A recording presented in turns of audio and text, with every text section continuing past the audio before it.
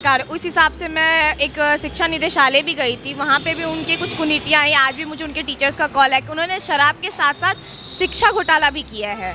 यानी कि जो शिक्षिका थी उनको नौकरी दिया उन्होंने, बट उनकी नौकरी अभी भी रजिस्ट्री नहीं है। उनको मतलब कि वो जो चाहती है कि उन्हें जो एक साइन होता है, हाँ, ये बहुत सारे घोटाले उन्होंने किए। अभी नहीं कह सकते, अभी तो खुद अड़े हुए, उनको लालच है ना। नीतीश कुमार के चचेरे भाई लगते हैं हमको, कुर्सी कुमार बोलते हैं उनको। इनको भी, केजरीवाल को भी कुर्सी कुमार बोल सकते हैं, क्योंकि विपक्ष आज कमजोर है, इसलिए आज मोदी जी को ही चुनना पसंद कर रही है जनता। दूसरा विषय, उस वक्त के दौर में देखा जाए तो जितने भी हमारे शिक्षा मंत्री थे वो एक विशेष वर्ग से आते थे, जिन्होंने कहीं ना कहीं हमें अकबर को पढ़ाना सिखाया, मुगलों के बारे में पढ़ाना सिखाया हमें। यदि अगर आज बात कर नमस्कार दोस्तों, मेरा नाम है विकास कुमार। अभी हम लक्ष्मी नगर में मौजूद हैं। हमारे साथ कुछ पत्रकार जुड़े हैं, हमारे पत्रकार बंधु हैं कुछ, क्योंकि 2024 का चुनाव करीब है और दिल्ली में हूँ फ़िलहाल, तो दिल्ली की राजनीति पे भी एक नज़र डालना ज़रूरी हो जाता है, क्योंकि दिल्ली के मुख्यमंत्री फ़िलहाल तिहाड़ चले गए हैं। 15 दिनों की रिमांड पे उन्हें तिहाड़ भेजा गया है। 15 अप्रैल तक उनकी रिमांड बढ़ा दी गई है। 19 अप्रैल से चुनाव है, 7 चरणों में लोकसभा चुनाव होना है। 4 जून को रिजल्ट की घोषणा भी हो जाएगी। अभी पत्रकार कुछ जुड़े हैं, उनसे बात करते हैं इन्हीं मुद्दों पर, चुनाव के मुद्दों पर और केजरीवाल जो जेल गए हैं उनके मुद्दों पर चर्चा कर लेते हैं। सबसे पहले शुरू करते हैं, हमारे साथ हमारे पत्रकार बंधु हैं सुरजीत जी। सुरजीत जी, क्या लगता है अरविंद केजरीवाल को जिस तरीके से ईडी ने गिरफ्तार किया, फिर उनकी रिमांड बढ़ते चली गई और अभी तिहाड़ भेजा गया उनको, केजरीवाल की शराब नीति को आप सही मानते हैं या फिर उन्होंने ये गलत फैसला लिया था? गलत था तभी तो वापस लेना पड़ा, नहीं तो अभी भी मिल रहा होता, एक पर एक फ्री रहता।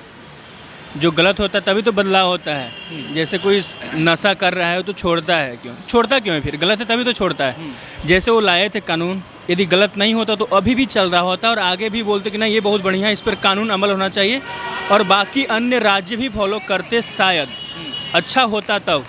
लेकिन अच्छा तो कहीं से नहीं था, वापस ले लिए 1 साल के अंदर। जैसे ही CBI का जाँच शुरू हुआ तुरंत वापस ले लिए। सबसे पहले कांग्रेस पार्टी गई थी ये CBI को सौंपने लेटर की, देखिए नहीं घोटाला हुआ है, इतना पैसा 5 से 18-12% कर दिए, कुछ गड़बड़ी है, जांच कीजिए। जैसे ही जांच बैठा वापस। ये शराब वाला जो नई जो नीति आई थी एक्साइज वाली, उसको निजीकरण कर मतलब क्या कहा जाए तो प्राइवेट ठेकेदारों के हाथों में देने का काम किया था केजरीवाल की सरकार ने। तो क्या कहीं केजरीवाल को ये चीज़ खटक गई जब जांच शुरू हुई कि कहीं हमारे जो प्राइवेट हाथों में मैंने सौंपा है, अगर वो घोटाला करेंगे तो आरोप हमारी सरकार पर ही लगेगा? क्या उनको ये चीज़ खटक गई थी? बिल्कुल खटका होगा, तभी तो जांच बैठा और उसमें नाम आने लगा और अरोड़ा कोई था, मतलब 2-4 नाम ऐसे आए जिसके पास इलीगल रूप से पैसा गया, मतलब उसके लिए खास तरीके से 5% से बढ़ा करके 12% किया गया, कुछ या 10 या 12 करोड़ रुपया उनको कुछ पॉकेट में सीधा दिया गया। और ऊपर से एक वीडियो भी वायरल हुआ था कि यू आर माई बॉय, ऐसा केजरीवाल बोल रहे थे उस वीडियो में, और संजय सिंह भी थे शायद, कहीं पर कुछ वीडियो निकला था। तो ये प्राइवेट हाथों में देने की वजह से और जांच बैठा तब उसके बाद ही सब कुछ हुआ है। उसके पहले जय गंगा सब चल रहा था कि एकदम एक पर एक प्रिय और मस्त दिल्ली दिल गार्डन वाली बात हो रही थी। जांच बैठा सब वापस। अच्छा, केजरीवाल जेल से जो सरकार चला रहे हैं और उनकी पत्नी जो है सुनीता केजरीवाल, वो कुर्सी संभाल ली है ऑलरेडी केजरीवाल का इनडायरेक्ट रूप से। केजरीवाल ने अभी तक घोषणा नहीं किया है कुछ। अभी नहीं कह सकते, अभी तो खुद अड़े हुए हैं, उनको लालच है ना। नीतीश कुमार के चचेरे भाई लगते हैं हमको, कुर्सी कुमार बोलते हैं उनको। इनको भी, केजरीवाल को भी कुर्सी कुमार बोल सकते हैं, क्योंकि ये खुद बोला करते थे जिस तरीके से कि जांच में होगा तो हम इस्तीफा दे देंगे। चाहे मेरी पार्टी जिस तरीके से दूध की धुली हुई पार्टी है, कट्टर ईमानदार है हम लोग, हम भ्रष्टाचार को मिटाने आए हैं और खुद भ्रष्टाचार को लेकर जेल में बैठे हैं, तो बहुत जल्दी तो देंगे नहीं इस्तीफा। और जो कह रहे हैं कि बाय डिफ़ॉल्ट अपना लिया, अभी कुछ हुआ नहीं है, वो सरकार चलाएंगे वो बिल्कुल, और उनका अधिकार बनता है। कोर्ट भी ने तो मना कर देना कि आज का डाला गया था कि इनको इस्तीफा देना चाहिए, तो रद्द हो गया उनका, तो अभी कानून भी चाहती कि चलाए सरकार भाई, और है उनका अधिकार भी है वो चीज़। अच्छा, अभी आपने केजरीवाल का एक स्टेटमेंट कोट किया, जांच मतलब इस्तीफा, तो क्या केजरीवाल को खुद से शुरुआत करनी चाहिए? यदि उनको अपनी पार्टी का विचारधारा हो गया, जो रामलीला मैदान में लेटे लेटे कहा करते थे, जो बड़ी बड़ी फाइलें लेकर घुमा करते थे, जो शीला दीक्षित पर आरोप लगाते थे, कांग्रेस पार्टी पूरे 200 लिस्ट लेकर चलते थे लंबा सा कि इसमें पूरी फाइल है, सीबीआई को हम देना चाहते हैं, जांच करें और सबको जेल में डालें। तो उनको अपनी विचारधारा बताना है, अपनी नैतिकता पर है या कुछ उनको ईमान है कि हम जो बोलते थे नहीं कर रहे हैं, तो उनको देना चाहिए इस्तीफा। नहीं तो फिर तो है ही सबके धुले हुए चल ही रहे, उसमें धुल जाइए, चल रहा है जैसे चलने दीजिए। आपके पास वापस आऊँगा। हमारे साथ पवन तिवारी जी भी जुड़े हैं, पत्रकार ही हैं। पवन तिवारी जी, आपसे मेरा एक प्रश्न होगा। प्रश्न ये है कि केजरीवाल अभी तिहाड़ से सरकार चलाने की दावेदारी ठोक रहे हैं, हालांकि सरकार चला भी रहे हैं, अपने वहाँ से आदेश दे भी रहे हैं। क्या लगता है ये सही नीति है? देखिए, अगर हम केजरीवाल के अगर स्तर पे देखें तो नैतिकता कहती है कि उनको इस्तीफा तुरंत देना चाहिए, क्योंकि वो खुद कहते थे रामलीला मैदान में खड़े होकर 2011 में कि पहले जांच से पहले उनको इस्तीफा देनी चाहिए, उसके बाद उनको फिर जांच में शामिल होना चाहिए। अब उनकी नीति क्या कहती है? कह रहे हैं कि हम जेल से बैठ कर सरकार चलाएंगे। कह रहे हैं कौन से संविधान में लिखा है? अरे नैतिकता क्या कहती है उनकी, ये बताइए आप। नैतिकता कहती है कि उनको इस्तीफा देना चाहिए, लेकिन अब कुर्सी को, मतलब कुर्सी कहते नहीं कि कुर्सी में एक ऐसी कुर्सी में क्या चीज़ें हैं जो आदमी भ्रष्टाचारी बन जाता है, उसी कुर्सी में बैठे हैं और ये भ्रष्टाचारी हो चुके हैं। उसी भ्रष्टाचार के केस में आज वो जेल में बैठे हैं, तिहाड़ जेल पहुंच चुके हैं। चलिए, आपने नैतिकता की बात करी। क्या लगता है हमारे देश के जो भी राजनेता फिलहाल हैं, वो नैतिक रूप से राजनीति करने लायक हैं? क्योंकि पहले वादे करते हैं, पहले बड़ी बड़ी लंबी लंबी हाँकते हैं, उसके बाद जब जांच शुरू होता है फिर मुकरने लग जाते हैं। देखिए, अपने इस देश में 6 पार्टियां जो नेशनल पार्टियां हैं, और सब अपने अपने चुनावी मुद्दे में वादे करते हैं, हम करेंगे, ये चीज़ करेंगे, वो चीज़ करेंगे, कई वादे करते हैं। बीजेपी भी पार्टी है, बहुत बड़ी पार्टी है इस देश की। पहले तो बहुत छोटी थी, अब फिलहाल 2014 के बाद से अब धीरे धीरे वो विकास कर रही है। लेकिन बीजेपी जब से पार्टी में आई है, कुछ तो कारण रहा होगा, उन्होंने चुनावी मुद्दे जो उन्होंने वादे किए हैं पूरे किए हैं, तभी तो जनता उनको चुन रही है अब तक, और आगे भी। अब 2024 में भी देख लीजिए, 400 पार का नारा दे रहे हैं। अब कांग्रेस पार्टी उसको डिफेंड करने में लगेगी, 400 आएंगे कि 200 आएंगे। चलिए, आपने जैसे कहा कि भारतीय जनता पार्टी 400 पार के नारे दे रही है, एक लोकतांत्रिक देश में, जिस देश में लोकसभा की 543 प्लस 2 सीटें हैं, उस देश में किसी भी राजनीतिक दल को या राजनीतिक गठबंधन को 400 देना सही है? कांग्रेस को जब दी थी जनता ने तब वो सही था। राजीव गांधी को मिला था रिकॉर्ड तोड़ सीट, शायद 402 या 414 था, तब वो सही था। इस पर भी तो जनता को सोचना चाहिए था उस वक्त। इससे भी तो मूर्ख जनता होगी नहीं। आज तो अपडेट भी है, नेटवर्क भी है, सब कुछ जानती है जनता, फिर भी होना चाहिए था। तो जब उस वक्त दे सकती है जनता कांग्रेस पार्टी को, तो आज बीजेपी को भी दे सकती है। वो जनता का मत है। अब आपका सोचना अलग हो सकता है, मेरा सोचना अलग हो सकता है, लेकिन जनता को सबको नहीं समझा सकते ना कि तुमको ये जानकारी होना चाहिए। जानकारी उस वक्त भी था लोगों को, उस वक्त भी ये नारा दिया जा रहा था, लेकिन इंदिरा गांधी नहीं थी, उसके भरोसे सीट पे मिला था राजीव गांधी को। तो मिल सकता है, कोई नई बात नहीं है, और मिला भी है इस देश में, तो कुछ नया है। अच्छा, कहते हैं ना कि दूध का जला छाछ भी फूक फूक कर पीता है, तो उस वक्त जनता एक बार भुगत चुकी है उतनी सीटें दे करके। क्या लगता है जनता इस बार भी वही गलती दोहराएगी भाजपा को देकर? तो ये भी देख चुकी है कि एक बार में सब 5 साल के सरकार में 4 प्रधानमंत्री देखने को मिला है, तो इसे भी भुगत चुकी है जनता कि किसी एक को पार्टी को देंगे तो हमारा सरकार 5 साल चलेगा। तो ये नहीं कोट कर सकते हो कि दूध का जला मुँह से फूक के पी सकते हैं मट्ठा भी। तो जनता दोनों चीज़ देख चुकी है, 400 सीट भी देख चुकी है, और किसी को बहुमत में ना दे के भी देख चुकी है कि किसको हमको देना है सीट और किसको नहीं देना है। तो जनता को पता है कि किसी एक को देंगे तो 5 साल प्रधानमंत्री रहेगा, नहीं तो तुम बन जाओ, और अंत में 4 साल में 3 साल में सब लड़के अलग हो जाओ। इससे बढ़िया है कि किसी एक को बहुमत दे और सरकार चलाए। नहीं, देखिए, 400 पार देने की बात है, ठीक है। अगर एनडीए को 400 मिल भी जाता है, जैसा कि प्रधानमंत्री ने पार्लियामेंट में कहा था कि 370 भाजपा को इस बार जनता दे रही है, तो क्या भाजपा को अकेले अगर 370 सीट जनता दे देती है तो हमारे देश के लोकतंत्र के लिए क्या ये सही होगा? क्योंकि वो अकेले एक पार्टी कोई भी बिल पास करवाने के लिए, कोई भी बिल्स का अपोज करने के लिए वो अकेली पार्टी काफ़ी होगी। बात मैं कहता हूँ कि ये कोई 370 जो मोदी जी ने बोला है वो इंग्लैंड से नहीं ला रहे हैं 370 व्यक्ति को खड़ा करके। ये देश की जनता 370 सांसदों को लाएगी जो उसको वोट देगी। तो 370 जो है ना जनता का मत होगा वो, ऐसा नहीं कि 370 कुछ गलत कहीं से उठ के आ गया और वो पास कर देगा।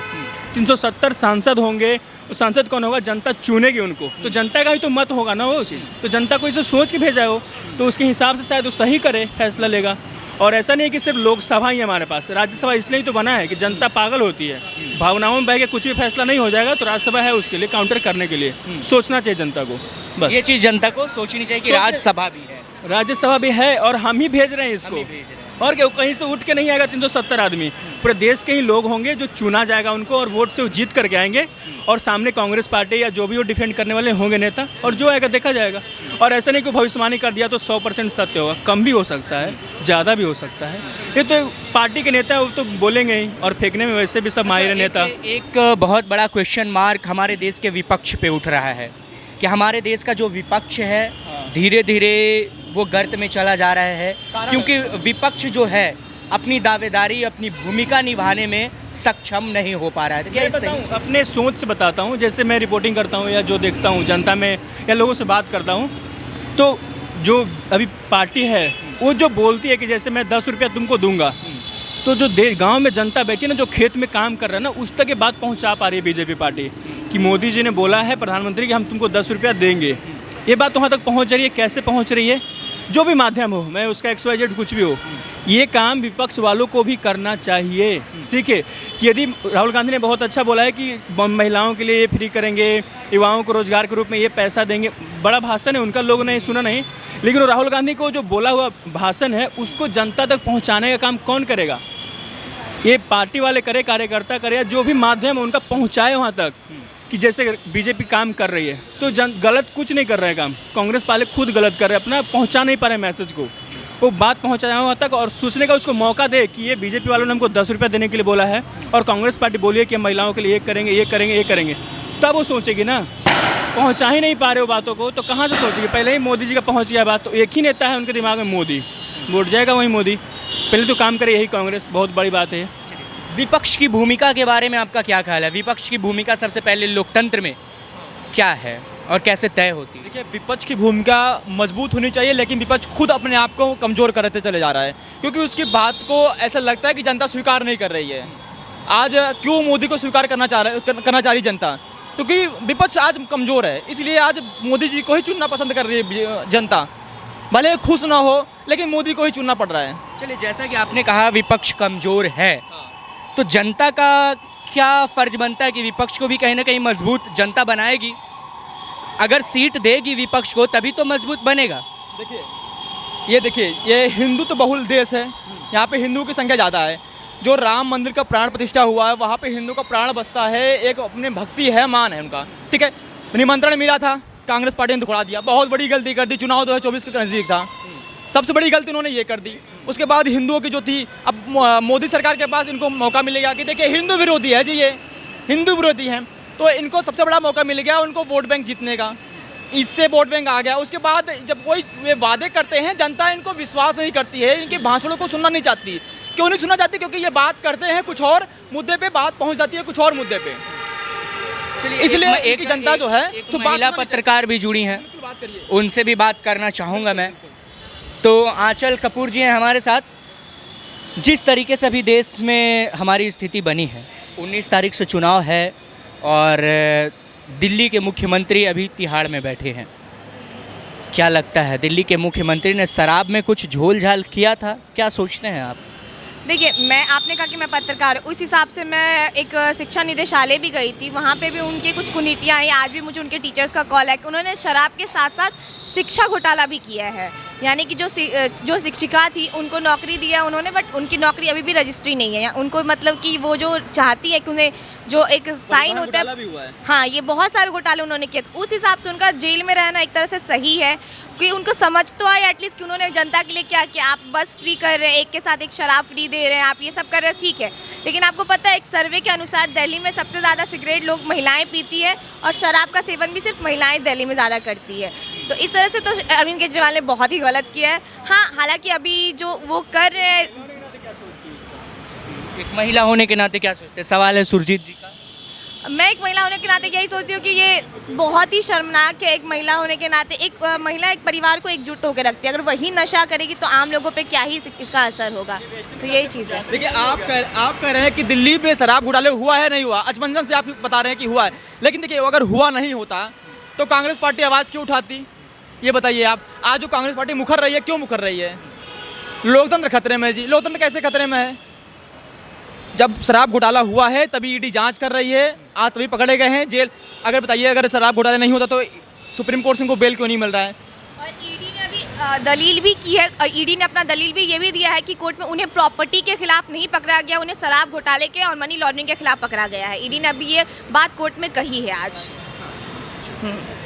जिस सवाल मैं बताऊं, हाँ ये बीजेपी जो आज कुछ कर रही है या जो हो रहा है, ये सब कांग्रेस से खा कर गई है। कांग्रेस पार्टी जब थी ना तो अपने एरोप्लेन को या जिस तरीके से टैक्सी की तरह इस्तेमाल करते थे, संजय गांधी हो गए या उनके बड़े बेटे जो भी हो, तो कांग्रेस, मैं ये कहना चाह रहा हूँ जो देख रहे लोग कि जो आज बीजेपी कर रही है या जो होगा आगे, कुछ नया नहीं है भाई। कांग्रेस पार्टी ये सब कर चुकी है और सब सिखा गई है। 400 सीट पहली बार नहीं मिलेगा किसी को, इस देश में लोगों को मिल चुका है 400 सीट। और जो आज ईडी और सीबीआई की कार्रवाई हो रही है, इससे पहले कांग्रेस करवा चुकी है कार्रवाई, तो नया कुछ नहीं है। हम हाँ वो है ना, समय पलटता है तो समय पलटा है, बस समय बदलता है, यही खास बात है समय की। चलिए, समय बदलता है। हमारे साथ एक और पत्रकार साथी जुड़े हैं, वरिष्ठ पत्रकार दुर्गेश भैया जुड़े हैं, उनसे बात कर लेते हैं थोड़ा इसी मुद्दे पर। एक सवाल है मेरा, जैसे हम लगा के जो वोट मांगते हैं, सही है? दो वोट मांगना सही तो नहीं बोलूँगा मैं, लेकिन क्योंकि एक बहुत बड़ा विषय था ये, एक समय तक बहुत ज़्यादा कंट्रोवर्सी में था, वो कंट्रोवर्सी आज ख़त्म हुई है। और कहीं ना कहीं केंद्र सरकार और राज्य सरकार ने जो एक साफ टाइम पे है, मैं मानता हूँ कि अगर इसकी जगह पर कोई और गवर्नमेंट होती तो वो कहीं ना कहीं डर के भाव में इस जजमेंट को वो रोक कर रखती कि कहीं ना कहीं स्थितियाँ ख़राब ना हो जाएं। और वो इतने कॉन्फिडेंट नहीं थे, पहले सरकार की अगर बात की जाए तो वो कॉन्फिडेंट नहीं थे, और जिस वजह से ये चीज़ें बढ़ती चली गई आगे। और शायद अगर वो सत्ता में होते, चाहे वो यूपी की बात की जाए चाहे वो केंद्र की बात की जाए, तो वो आज भी वर्डिक्ट क्लियर नहीं होती और वो आगे भी पड़ा रहता, क्योंकि वो अपनी तरफ से पक्ष और विपक्ष में वो चीज़ें यही रखते, दलील यही रखते कि शायद यहाँ पर इस फैसले को लेकर के कुछ गलत ना हो जाए। यदि आप मुस्लिम पक्ष में डालेंगे तो हिंदू पक्ष जो है नाराज़ रहेगा, और अगर हिंदू पक्ष में डालेंगे तो मुस्लिम पक्ष जो है वो नाराज़ रहेगा। तो वो कहीं ना कहीं जो है डर का भाव था सरकारों के बीच में। आज की सरकार में, दोनों ही सरकारों ने ये चीज़ें साबित करके दिखाया है। अगर हम सिंपल सी बात कहें, 370 की धारा को लेकर के भी अगर बात करते हैं, बहुत बड़ा विषय नहीं बोलूँगा मैं इसको, बहुत बड़ा विषय है। केंद्र के चुनाव को ये तय नहीं करेगा बिल्कुल भी 370, लेकिन 370 को लेकर के विषय जो देखा जाए, बहुत सारी चीज़ें बदली हैं वहाँ पर कश्मीर में। क्या क्या आप देखते हैं, पत्थरबाजियाँ जो है वो बंद हुई, जिस तरह से सेनाओं के ऊपर हमले होते थे। इस पर कोर्ट में बता रहा था, कोर्ट में बयानबाजी चल रहा था। एक तरफ से कपिल सिब्बल थे, एक तरफ से शायद कोई के वेणुगोपाल राय, जो भी हो, मतलब जनरल थे, इधर से दलील पेश कर रहे थे। तो बोला गया कि पत्थरबाजी बंद हो गई है, बहुत लोगों को जेल में डाला गया है, मतलब जेल में डाल दे रही है सरकार सबको। तो बोला गया कि पत्थरबाजी बंद हो गया, तो बोला कि जो जो पत्थरबाजी करते थे उन्हीं को जेल में डाला गया, तभी तो सही हुआ है। मतलब इस तरीके से बयानबाजी चला, तो उसमें एक निकल करके आया था चीज़। कह सकते हैं कि फ़नी वे में इस चीज़ को हम लोग ले सकते हैं, बट फ़नी वे में ये चीज़ें हैं नहीं। अगर जिस तरह से उन्होंने बातें रखी हैं, मेरे तो नॉलेज में नहीं आई है, बट हाँ अगर इसको देखा जाए तो ये कहीं ना कहीं फ़नी वे में इस चीज़ को ले लिया जाता है। गंभीरता से अगर बात देखा जाए तो जो 370 का धारा जिस तरह से कंट्रोल में रखा था गवर्नमेंट ने उस चीज़ को, अगर फिर मैं बात करता हूँ कोई और गवर्नमेंट होती तो शायद वो उस चीज़ को काबू में नहीं रख पाती। हाँ मैं बात करूँगा भी दिल्ली में, क्योंकि हम दिल्ली में मौजूद हैं, तो दिल्ली में भी एक दंगा हुआ था हाल ही में, जो कि था जाफराबाद के हमारे बहुत ही नज़दीक है यहाँ से। वहाँ पे कहीं ना कहीं मैं मानता हूँ चूक हुआ था, जो केंद्र सरकार की भी उसमें मैं कहूँगा चूक, और कहीं ना कहीं राज्य सरकार। और यहीं पर अगर देखते हैं हम उस वक्त, चाहे वो जम्मू हो चाहे वो उत्तर प्रदेश हो, जहाँ पर दोनों ही जगह पर सरकारें भाजपा की हैं, वहाँ पे कहीं ना कहीं स्थिति कंट्रोल में रही है, क्योंकि जो है ना आपस में कोऑर्डिनेशन बहुत अच्छा रहा है दोनों ही सरकारों के बीच में। और अगर हम बात करते हैं दिल्ली और केंद्र की, तो कहीं ना कहीं इनके बीच में आपस में बहुत ज़्यादा टकराव था, और जिसकी वजह से, और सबसे बड़ा बात यह है कि मास्टरमाइंड जो थे उस वक्त के, वो थे इमरान ताहिर, जो कि थे आम आदमी पार्टी के जो क्या कहते हैं वो थे पार्षद थे। उस टाइम पे उनको जो है कहीं ना कहीं इंसाफ दिलाने की बात करते थे संजय सिंह जी। अगर आपने उस वक्त की वीडियो देखी होगी तो संजय सिंह जी बाकायदा मीडिया पे आकर के बात करते थे कि वहाँ का जो पार्षद है इमरान ताहिर, वो मेरे मुझे नाम याद नहीं, इमरान ताहिर या इमरान हुसैन कुछ ऐसे नाम था उनका, तो वो मेरे कंटिन्यूसली कनेक्शन में है, वो पुलिस वालों से हेल्प मांग रहे हैं, और वो खुद वहाँ पर दबे हुए हैं और उनको मदद नहीं मिल पा रही है। लेकिन बाद में जब चीज़ें शांत होती हैं, जब वहाँ पर शूट एंड साइड का ऑर्डर आ जाता है और जब वो देखा जाता है कि जिसको हम लोग डरा हुआ कह रहे थे, जिसको हम कह रहे थे कि वो चारों तरफ घिरा हुआ, जो पुलिस वालों से जो है कहीं ना कहीं इंसाफ की और जो है मदद की गुहार लगा रहा है, वही मास्टरमाइंड निकलता है। तो ये कहीं ना कहीं देखने की वाली चीज़ें हैं। और आज देखते हैं हम स्थिति में बदलाव आया है। पहले क्या होता था कि देश के कोने कोने में जहाँ पर भीड़ भाड़ वाला एरिया होता था, चाहे लक्ष्मी नगर में हम जहाँ खड़े हैं, ऐसे जगह पर अनाउंसमेंट हुआ करता था कि आपने आस पड़ोस में देखिए, डस्टबिन देखिए, कहीं कोई लावारिस वस्तु, बॉम्ब तो नहीं है। उस तरीके की चीज़ें आज देखने को नहीं मिलती है। उस तरीके का 9/11 वाला जो टेररिज्म अटैक हुआ था ताज में, या सरोजनी नगर में बम ब्लास्ट हुआ था, या फिर जो दिल्ली के अन्य क्षेत्रों में जो बम ब्लास्ट हुए थे, सीरियल बम ब्लास्ट हुए थे, वो आज के समय में नहीं देखने को मिलता है। आज के समय पे हम सभी लोग बात करते हैं, वो करते हैं सिर्फ और सिर्फ रोज़गार और बेरोज़गारी, महंगाई, इन विषयों में। सिक्योरिटी के विषय में कोई भी बात नहीं करता है, क्योंकि सिक्योरिटी के विषय में कहीं ना कहीं दिखने को लगता है कि हाँ कुछ चीज़ें अभी भी हैं, जैसा कि पुलवामा अटैक भी कहीं ना कहीं चूक था। अभी एक रिसेंटली में चीज़ें आ रही हैं सामने, जहाँ पर वो चाइना को लेकर कहा जा रहा है कि 30 जगह को जो है चाइना ने नाम दे दिया है डाला है अरुणाचल में शायद। हाँ, अरुणाचल प्रदेश के अंदर। खैर मुझे उसके बारे में डीपली ज़्यादा नहीं पता है, तो मुझे नहीं मैं इस बारे में विषय पर बात कर पाऊँगा। लेकिन मैं केंद्र सरकार से इस बारे में निवेदन जरूर करूँगा कि यदि इसमें कुछ 1% की भी सच्चाई है तो कृपया करके एक्शन लीजिए, कि बहुत ज़रूरी है। जी एक सवाल रहेगा, बहुत बड़ा क्वेश्चन मार्क, क्योंकि हमारा देश जो है वो कृषि प्रधान देश है और धर्मनिरपेक्ष राष्ट्र है। धर्मनिरपेक्ष है? नहीं है। क्यों? कृषि प्रधान है लेकिन धर्मनिरपेक्ष नहीं है। अगर हम बात करते हैं 1947 से आज तक की स्थिति में, पहला शब्द सेक्युलरिज्म कब जोड़ा गया? वो तो इधर हाल फिलहाल 1900 क्यों जोड़ा गया? 90s के दौर में। क्यों जोड़ा गया? क्या ज़रूरत थी उसकी? पहला विषय। दूसरा विषय, उस वक्त के दौर में देखा जाए तो जितने भी हमारे शिक्षा मंत्री थे, वो एक विशेष वर्ग से आते थे, जिन्होंने कहीं ना कहीं हमें अकबर को पढ़ाना सिखाया, मुग़लों के बारे में पढ़ना सिखाया हमें। यदि अगर आज बात करते हैं देश के युवाओं से, आप जाके बीच में बात करेंगे, उनसे आप शिवाजी के बारे में बात करेंगे, महाराणा प्रताप के बारे में बात करेंगे, हमारे जो दिल्ली के साम्राज्य को चलाते थे चौहान जी, जो है मुझे उनका पूरा नाम याद नहीं है, क्योंकि मैंने भी उनको नहीं पढ़ा ढंग से, पढ़ाया नहीं गया हम लोगों से पूछा जाएगा करके मुग़लों के वंशजों के बाद बताया जाए तो हम 7 नहीं 17 पीढ़ियों के नाम बता देंगे, पहले की और बाद की। लेकिन आज हमको जो है छोटे छोटे बच्चों को या बड़े से बड़े लोगों को पूछा जाए तो उनको नहीं बताया गया। तो अगर बोला जाए धर्मनिरपेक्ष, तो धर्मनिरपेक्ष कभी नहीं रहा है ये। कहीं ना कहीं ये जो है देश के लोगों का ब्रेन वॉश करने की बात थी, लोगों का ब्रेन वॉश किया गया। फिर बात आती है, कहते हैं मनमोहन सिंह जी, देखो मनमोहन सिंह जी के 2 विषय पे बात करूंगा मैं। पहला सीए को लेकर के, आज चर्चा का विषय है सीए को लेकर के कांग्रेस ने ही पहले डिमांड करी थी।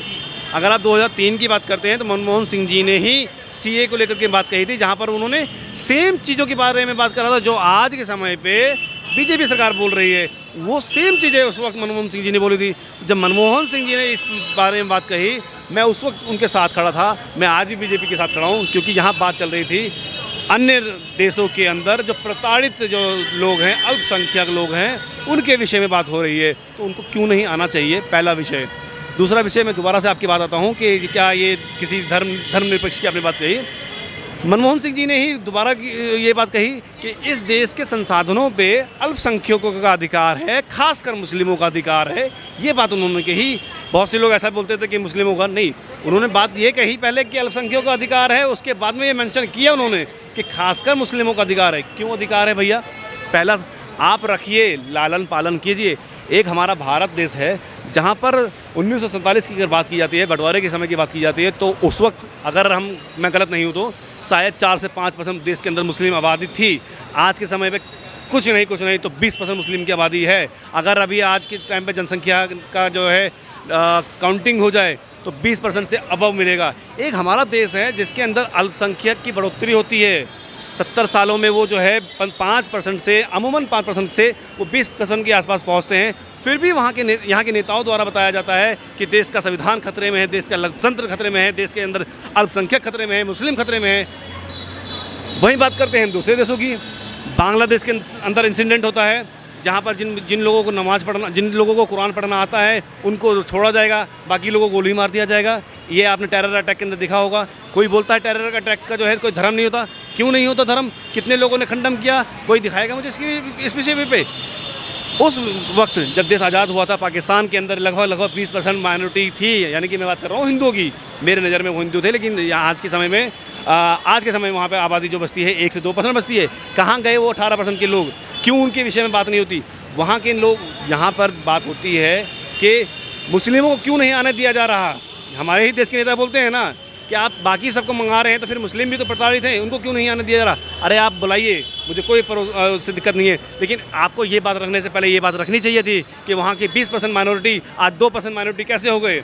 आपने अफगानिस्तान का रिसेंटली जो है तालिबान ने जब उनके ऊपर कब्जा किया, जिस तरह से वहाँ से लोग भागते हुए आए, आप क्या चाहते हैं? धर्म के नाम पे वो जान दे दें? जिन लोगों के लिए मूछ जो है ना एक जो है जीने का शान है, उनके लिए जान से बढ़ के उनके सर का मान है। तो जो है बहुत से लोग ऐसे होते हैं जो मरना पसंद करते हैं लेकिन मूछ कटाना पसंद नहीं करते हैं, वो हमारी शान होती है। उसी तरह से आपने देखा था कि गुरु ग्रंथ साहब को जो है वहाँ के जो सिख लोग थे, कम्युनिटी की जो लोग थे, वो सर पे लेकर के और भारत सरकार ने उनको यहाँ पर ला करके उसको स्थान दिया। तो क्या गलत है इसके अंदर? आप क्या चाहते हैं उनको मार दिया जाए वहाँ पर? और देश के अंदर रोहिंग्या आते हैं, आप चले जाइए ओखला के अंदर आपको देखने को मिल जाएगा। आप चले जाइए रिठाला के पास में, मुझे जगह नाम याद नहीं आ रही है, वहाँ पे चले जाइए, आप जो है रोहिंग्या मिल जाएगा। रोहिंग्या जो है देश के, इस भारत देश के पास में नहीं है, और भी बहुत सारे देश ऐसे हैं जो रोहिंग्या के लिए अच्छा ऑप्शन था। जब यहाँ पे मुस्लिम सेफ नहीं थे तो रोहिंग्या यहाँ पे क्यों आए भाई? उनको भी पता है कि यहाँ पर मुस्लिम सेफ हैं। अच्छा दुर्गेश जी, देश के हालिया हालात, जो वर्तमान हालात है, इसको मद्देनज़र रखते हुए एक सवाल मुख्य धारा की मीडिया पर भी उठते रहा है पिछले कुछ वर्षों में। तो एक स्थानीय नागरिक हमसे जुड़े हैं, मीडिया को जैसे गोदी मीडिया कहा जाता है, लूटियंस मीडिया कहा जाता है, तो स्थानीय नागरिक हैं, उनसे भी पूछेंगे इस पर इनकी क्या राय है। देश की मीडिया को जिस तरीके से कहा जाता है गोदी मीडिया, इस पर आपकी क्या मत है? क्या मीडिया को इस तरीके से जलील करना सही? ये मीडिया को जलील करना थोड़ी है जी। अगर किसी के बारे में कोई सच बात कही जाए और आदमी उसको कहे जलील करना, ये गलत भी है। आज केजरीवाल अंदर हैं, आरोपी हैं, जब तक कोर्ट उनको सज़ा ना दे दे वो आरोपी ही रहेंगे। पीएमएलए कानून एक ऐसा कानून है जिसमें आदमी को खुद निर्दोष साबित करना होता है। एक फिल्म थी नूतन जी की, उन्होंने ये कहा था क्या जिस पे कोई सबूत नहीं होता तो वो निर्दोष नहीं होता। ये कौन सा कानून है? अरे वो कोई आतंकवादी थोड़ी है जो देश छोड़ के भाग रहे हैं। आप उनको जमानत दीजिए, केस चलाइए, दोष साबित कीजिए। आज संजय सिंह शराब घोटाले में अंदर थे, क्यों उनको जमानत दे दी गई? जब ईडी अंदर करती है, बात इन्होंने कह दी, एक तरह से इन्होंने पीएमएलए की बात कही थी, जहां पर उनको खुद से साबित करना होता है कि वो जो है निर्दोष हैं। वहीं पे ये क्वेश्चन मार्क लगा देते हैं संजय सिंह जी को कि भैया वो उनको जमानत कैसे मिल गई? उसी आरोप में तो वो भी बंद है। तो कहीं ना कहीं संजय सिंह ने अपने आप को कहीं मगर ईडी ने विरोध नहीं करा उनकी जमानत का। जब वो शराब घोटाले के आरोपी हैं तो क्यों नहीं उनका विरोध करा जमानत का? ईडी को विरोध करना चाहिए। हो सकता है कि संजय सिंह के खिलाफ ईडी को कोई सबूत ना मिला हो। सबूत नहीं मिला तो अंदर कैसे कर दिया? इसको ऐसे तो कल को आपको भी अंदर कर देंगे, फिर आपसे कहेंगे भाई आपका 1 साल खराब कर देंगे, आपको कह देंगे आपके खिलाफ कोई सबूत नहीं है। अगर सबूत नहीं मिला तो अंदर कैसे कर दिया? मनोज सिसोदिया आज अंदर हैं, उन पे सप्लीमेंट्री चार्जशीट लगाई जाती है। अरे तुम फाइनल चार्जशीट लगाओ, पक्की चार्जशीट लगाओ, केस चलाओ। वो कोई आतंकवादी तो है नहीं, उनका पासपोर्ट जब्त कर लो, देश से बाहर मत जाने दो। वो आतंकवादी हैं क्या? इस देश के अंदर जो फैसला कोर्ट करेगा वो माना जाएगा, मगर आरोपी आरोपी रहेगा जब तक कि उसका कोर्ट फैसला ना कर दे। आप उन पे केस चलाओ ना। मैं कहता हूँ मैं चोर हूँ, मैंने चोरी करी है, आप अंदर कर दो, मेरी जमानत करो, मेरे पे केस चलाओ। ये कुछ चर्चाएं हुई, कुछ मुद्दे थे, उस पर चर्चा हमने कर लिया, और भी चर्चा करेंगे आगे। तब तक के लिए दीजिए हमें इजाज़त। धन्यवाद।